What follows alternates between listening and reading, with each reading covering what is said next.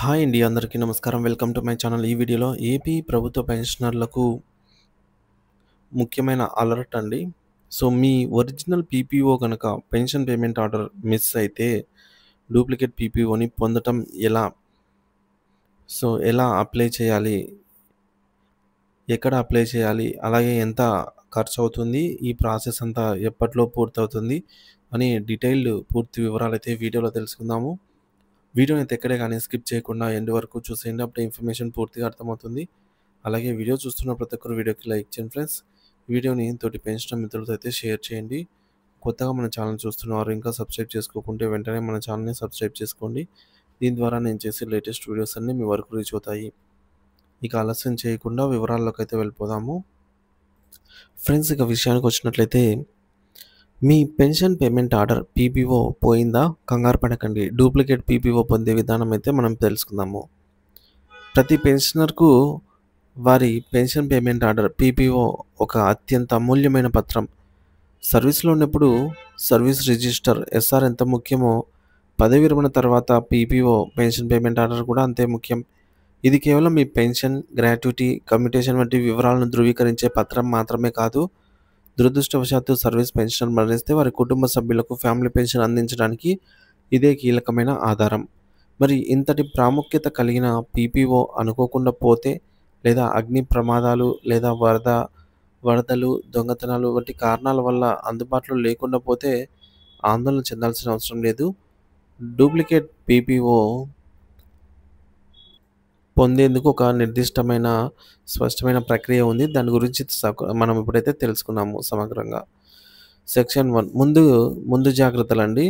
అసలు సమస్య రాకుండా ఉండాలంటే మనము డూప్లికేట్ పీపీఓ కోసం ప్రయత్నించే ముందు అసలు ఆ అవసరమే రాకుండా కొన్ని జాగ్రత్తలు తీసుకోవడం ఉత్తమం. అవేంటంటారా? మీకు ఒరిజినల్ పీపీఓ అందిన వెంటనే దానిని 3 లేదా 4 జిరాక్స్ కాపీలు తీయండి. వీలైతే ఒక కలర్ జిరాక్స్ కాపీ తీసి దాన్ని అందమైన లామినేషన్ చేయించి, సో, దాన్ని ఎక్కడికైనా వాడండి. అంటే ఎక్కడికైనా తీసుకెళ్ళడం గానీ, ఇట్లా ఒరిజినల్ మాత్రం లాకర్‌లో సేఫ్‌గా భద్రపరచండి. జిరాక్స్ గానీ, లేదంటే కలర్ జిరాక్స్ తీసుకున్న వాటిని మాత్రమే బయటికి తీసుకెళ్ళండి. ఇక రెండవది, అత్యవసరమైతే తప్ప ఒరిజినల్ అవసరమైన చోట మాత్రమే ఒరిజినల్ తీసుకెళ్ళండి. అది కూడా జాగ్రత్తగా అయితే మళ్ళీ రిటర్న్ తేవాల్సి ఉంటుంది. సో, భద్రపరచుకోండి. ఇక రెండవ అంశం ఏంటంటే డిజిటల్ కాపీ. మీ పీపీఓను స్పష్టంగా స్కాన్ చేసి, అంటే మంచి పిక్సెల్స్ ఎక్కువ క్వాలిటీగా వచ్చేటట్టుగా దాన్ని స్కాన్ చేసి మీ ఈమెయిల్ లేదా గూగుల్ డ్రైవ్‌లో లేదా డిజి లాకర్‌లో అయితే సేవ్ చేసుకొని పెట్టుకోండి. ఇది ఎక్కడి నుంచైనా సులభంగా యాక్సెస్ చేయడానికి వీలవుతుంది. అలాగే ఎన్ని రోజులైనా కూడా మనకు ఫైల్ అనేది అట్లే ఉంటుంది. ఇక కుటుంబ సభ్యులకు తెలియజేయండి. పీపీఓ యొక్క ప్రాముఖ్యతను, దానిని ఎక్కడ భద్రపరిచారో మీ కుటుంబ సభ్యులకు, మరీ ముఖ్యంగా మీ ఫ్యామిలీ పెన్షనర్ ఎవరైతే ఉంటారో వారికి తప్పకుండా తెలియజేయండి. సెక్షన్ 2 డూప్లికేట్ పీపీఓ పొందే ప్రక్రియ. స్టెప్ బై స్టెప్ గైడ్ అండి. ఒకవేళ మీ ఒరిజినల్ పీపీఓ పోయినట్లయితే డూప్లికేట్ కాపీ కోసం క్రింది దశలనైతే అంటే ఫాలో అవ్వాల్సి ఉంటుంది. స్టేజ్ 1లో పోలీస్ కంప్లెయింట్ ఇవ్వడము.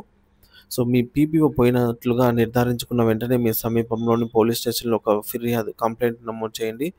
సో, మీ పూర్తి పేరు ఈ కంప్లెయింట్‌లో ఏముండాలంటే మీ పూర్తి పేరు, పీపీఓ నంబర్, అది ఎలా పోయింది, అంటే ఎక్కడ పోయిందన్నట్టు, ప్రయాణం చేస్తూ ఉంటే పోయిందా? లేదా ఇంట్లో కనిపించడం లేదా? అని వివరిస్తూ ఒక లిఖితపూర్వకమైన ఫిర్యాదయితే ఇవ్వాల్సి ఉంటుంది. ఇక ఏమి తీసుకోవాలంటే, ఫిర్యాదు నమోదు చేసిన తర్వాత పోలీస్ వారు మీకు ఎఫ్ఐఆర్ కాపీని తప్పనిసరిగా అయితే ఇస్తారో తీసుకోండి. సో, కొంతకాలం విచారణ అయితే జరిగిన తర్వాత వారు పీపీఓ దొరకలేదని ధృవీకరిస్తూ నాన్ ట్రేసబుల్ సర్టిఫికేట్ అయితే ఇస్తారు. ఈ 2 పత్రాలు అత్యంత ముఖ్యం. ఇక స్టేజ్ 2లో చలానా చెల్లింపండి. డూప్లికేట్ పీపీఓ జారీ కోసం ప్రభుత్వానికి నిర్దేశిత ఫీజు అయినటువంటి రూ. 50 చెల్లించాలి. ఈ చెల్లింపు సీఎఫ్ఎంఎస్ పోర్టల్ ద్వారా చేయాలి. ఎలా చేయాలంటే, మొదటగా cfms.ap.gov.in అనే వెబ్‌సైట్ ఓపెన్ చేయండి. అలాగే హోమ్ పేజ్‌లో సిటిజన్ సర్వీసెస్‌పై క్లిక్ చేయండి. రిసిప్ట్స్ లింక్ పైన క్లిక్ చేసి సిటిజన్ చలానా ఆప్షన్ ఎంచుకోండి. ఇక్కడ వివరాలు నింపడం ముఖ్యమండి. సో, ఇక్కడ మనకు వివరాలైతే ఎంచుకోవాల్సి ఉంటుంది. ట్రెజరీ అండ్ అకౌంట్స్, అలాగే సర్వీసెస్ దగ్గర మనకు ఏ సర్వీస్ అనేది, తర్వాత అదర్ రిసిప్ట్ అండి. సర్వీసెస్, అలాగే డిస్ట్రిక్ట్ ఆర్ ట్రెజరీ మీ జిల్లా మరియు సంబంధిత సబ్ ట్రెజరీ ఆఫీస్‌ని ఎంచుకోండి. Purpose for issue of duplicate PPO అని టైప్ చేయండి.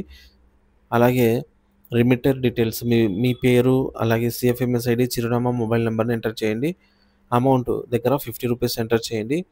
పేమెంట్ మెథడ్ మాన్యువల్ పేమెంట్ ఎంచుకొని సబ్మిట్ చేయండి. ఇక ఐదోది చలానా ప్రింట్. జనరేట్ అయిన చలానా ప్రింట్ తీసుకొని సమీపంలోని SBI state bank of India బ్రాంచ్‌లోకెళ్ళి మీరు ₹50 చెల్లించి వారు స్టాంప్ వేసి ఇచ్చే రసీదును రిసిప్ట్‌నైతే భద్రపరచుకోవాల్సి ఉంటుంది. ఇక స్టేజ్ 3లో దరఖాస్తు సమర్పణ. ఇప్పుడు ఈ కింది కొన్ని పత్రాలను జతపరిచి ఒక దరఖాస్తు ఫైల్ సిద్ధం చేయండి. అందులో దరఖాస్తు లేఖ, డూప్లికేట్ పీపీఓ జారీ చేయమని కోరుతూ మీ సంబంధిత సబ్ ట్రెజరీ ఆఫీసర్ ఎస్టీఓ గారిని కలిసి రాసిన లేఖలో ఇందులో మీ యొక్క పీపీఓ ఎలా పోయిందని క్లుప్తంగా వివరించాలి. రెండవది పోలీస్ డాక్యుమెంట్లు, ఎఫ్ఐఆర్ కాపీ మరియు నాన్ ట్రేసబుల్ సర్టిఫికేట్. మూడోది చలానా రసీదు, బ్యాంకులో ఫీజు చెల్లించిన ఒరిజినల్ రసీదు. నాలుగోది పీపీఓ జిరాక్స్ కాపీ, మీ దగ్గర ఉంటే పాత పీపీఓ యొక్క జిరాక్స్ కాపీ. ఐదోది ఇతర పత్రాలు, మీ Aadhaar card, bank passbook copy మరియు తాజా పెన్షన్ పే స్లిప్ వంటివి. ఇక ఆరోది అఫిడవిట్ అవసరమైతే భవిష్యత్తులో ఒకవేళ మీ ఒరిజినల్ పీపీఓ దొరికితే దాన్ని తిరిగి ప్రభుత్వానికి అప్పజేస్తానని చెప్పి హామీ ఇస్తూ ఒక అఫిడవిట్ ఇవ్వాల్సి ఉంటుంది. కొన్నిసార్లు అధికారులు అడగవచ్చు. దానికి సిద్ధంగా అయితే ఉండాలి. ఈ ఫైలును మీ ఎస్టీఓ కార్యాలయంలో అయితే సంప్రదించాలి. ఇక సెక్షన్ 3 ఇంతటితో మన పని అయిపోతుంది. తర్వాత మనము మన యొక్క అప్లికేషన్ స్టేటస్ అయితే తెలుసుకుంటూ ఉండాలండి.